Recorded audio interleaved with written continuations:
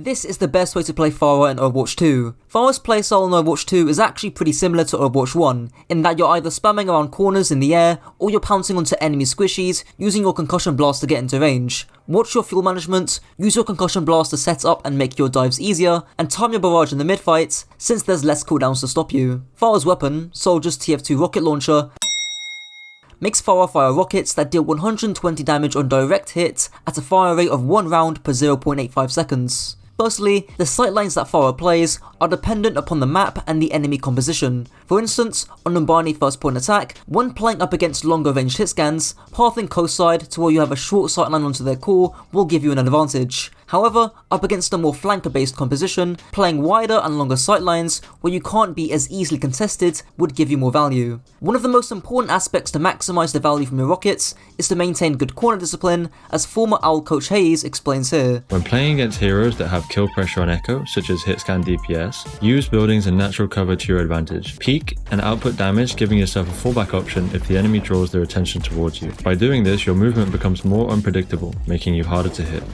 It is important to note that you should not do this against heroes with one-shot potential such as Widowmaker. Let's take a look at an example. Flutter uses the rooftops as cover to spam pre-fight. Notice that when he sees the enemy McCree looking at him, he dips behind cover to safety. Notice how he's playing these angles here where it makes it so difficult for this McCree to kill on him. Because if the McCree peeks, he's peeking into the exact position where this Pharah spam is coming through. So this is going to be so difficult for the McCree to peek this. Just because of the way he's using this natural cover. Maybe he can get shot once, right? He can get shot once, but after that one shot, he's going to dip behind the cover, and then he's going to come back out when he's been healed by the Mercy. This is one of the most important concepts in the video. Being a handful of inches away from a corner can really be the difference between life and death, and if you're dying a lot on Pharah, this is likely one of the key reasons. While still on the topic of cover, doing rotations from cover to cover is vital in toning your aggression and having the ability to fall back, as Spallo explains here. And the last thing is cover. Pharah is very, very aggressive, but it's always from cover to cover to cover to cover. A lot like Tracer, right? Cover to cover to cover to cover to cover. It significantly increases your longevity. For instance, on Blizzard World's second point attack, there are many rotations that you can make that all have a piece of cover for you to duck behind, and the distance between each piece of cover isn't too long either. If you want to go an extra level deeper than this, do these rotations whilst your tanks are engaging, as your tanks will be baiting attention away from you, allowing you to go more and more aggressive. In terms of target priority, the biggest concept to grasp is to shoot what's easy and what's most dangerous. Too many Pharah players will be busy wasting time dueling the other Pharah, missing rockets with no splash damage, so unless your name is Yazan or LBDD7, focus on wearing down tanks and ground supports, as even if you miss, you should still land some splash damage. You should only really shoot the enemy pharmacy if they're playing excessively aggressive and you're confident in hitting your shots. With the broader usage of Pharah's rockets, since they are tied very closely to our overall playstyle, I'll go more in depth about them in that section. Pharah's first ability, TF2 rocket jumping, makes Pharah propel her thrusters over 11 meters in the air with a cooldown of 10 seconds. She also has her cover jets, giving her a 20% movement speed buff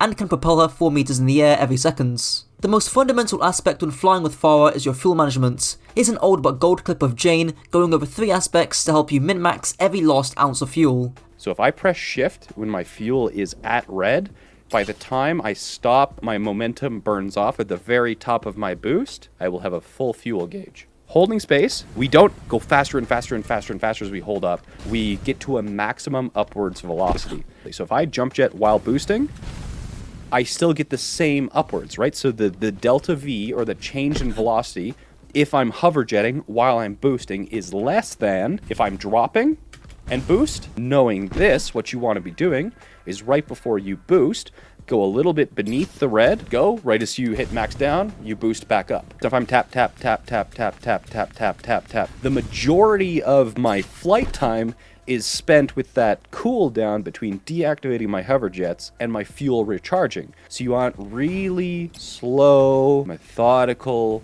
pulses so that you have less time spent in that cooldown phase and you can have better fuel management. Now, if you want to actively practice your fuel management on Pharah whilst firing rockets, there's a workshop code called DKKKD, which forces you to learn rocket jumping, fuel management, and rocket aiming. Here's Karq showcasing it back in Overwatch 1. You need to learn how to rocket jump properly on Pharah, or else you're going to be dueling this AI at a huge height disadvantage, which is not optimal at all. Remember, in the Pharah 1v1 in real matches, staying above your enemy Pharah mirror will always be advantageous.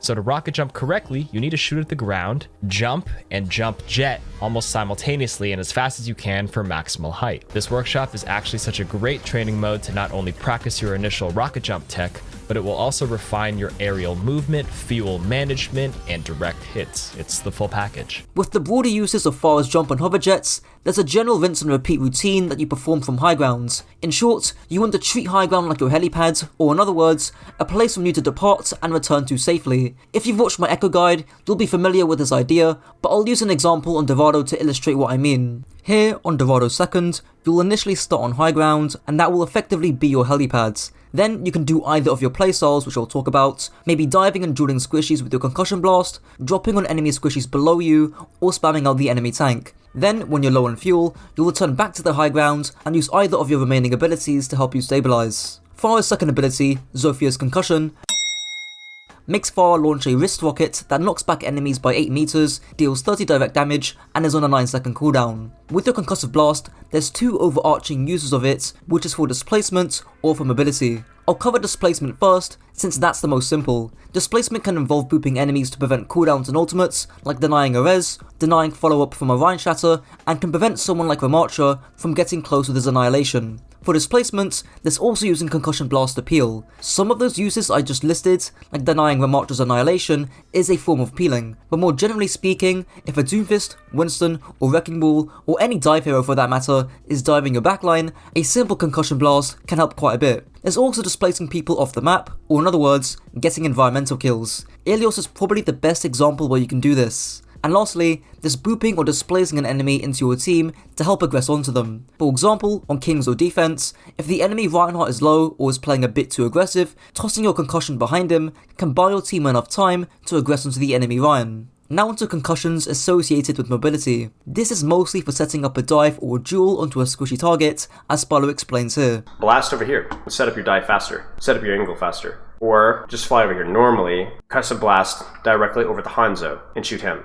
Or use your Concussive Blast while you shoot at the Hanzo to try and boop him into the pit. Force him to use his lunge and force him to focus on staying alive. That allows you to dive him even easier.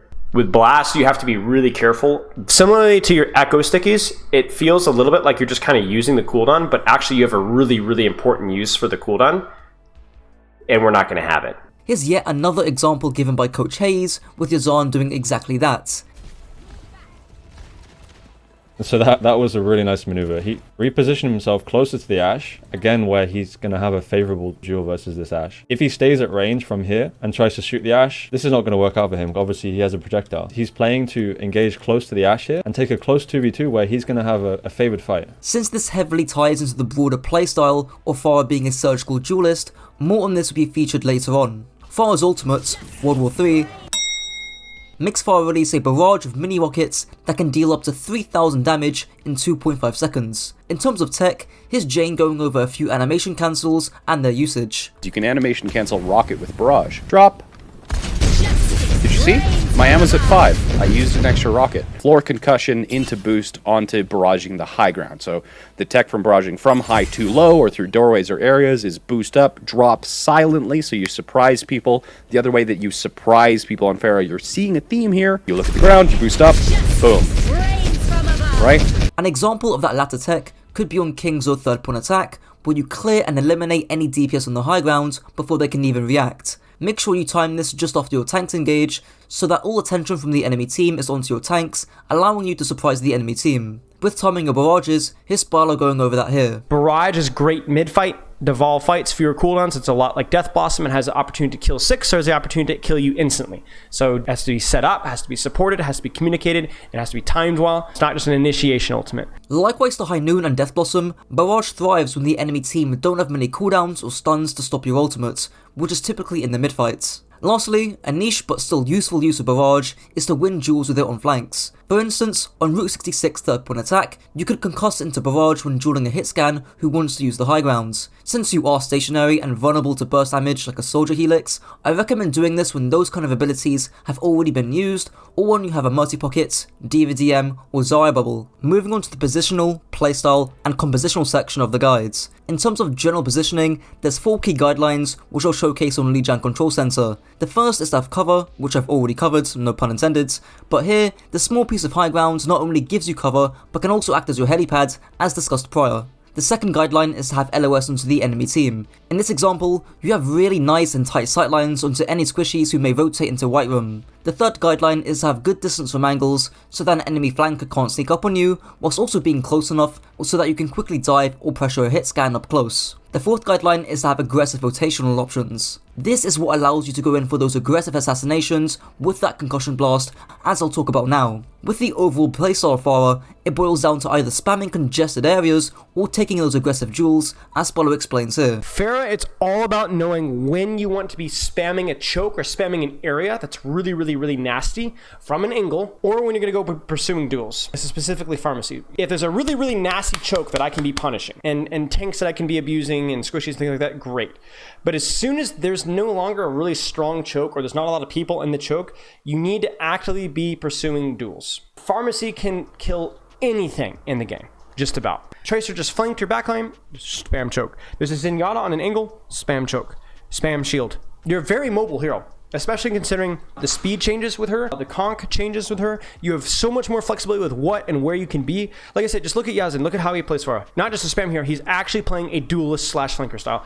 That's how Pharah has to be played. Applying this to Brawl, if you are really keen in playing Pharah with the Lucio Bap or Lucio Moira, your input will have to be very surgical and akin to the flanker or duelist playstyle, because you're not going to get any healing, to be frank. This means that every engage you take has to be well timed, and you cannot afford to take any chip damage, making things like corner discipline even more important. When playing against Brawl, without a Lucio Bap or Lucio Moira, spamming those congested areas from angles is likely the best play. For instance, on Oasis CT Center, using the central piece of cover on point to spam from afar and soften up the enemy Brawl team, then diving once the enemy backline becomes vulnerable is likely the best play. Notice how both playstyles there are intertwined. In Poke, playing for duels is likely your move. For instance, on Blizzard World first point attack, you could concuss yourself over the Hay rooftop and assassinate the enemy hit scan. Now, when playing a harder poke composition like a Zen Bap up against a dive comp, spamming the enemy team's core with the aid of your heal orb is vital in order to prevent their dive. You want to make sure that their Doomfist, Winston or Wrecking Ball has a tough time before they even dive in the first place.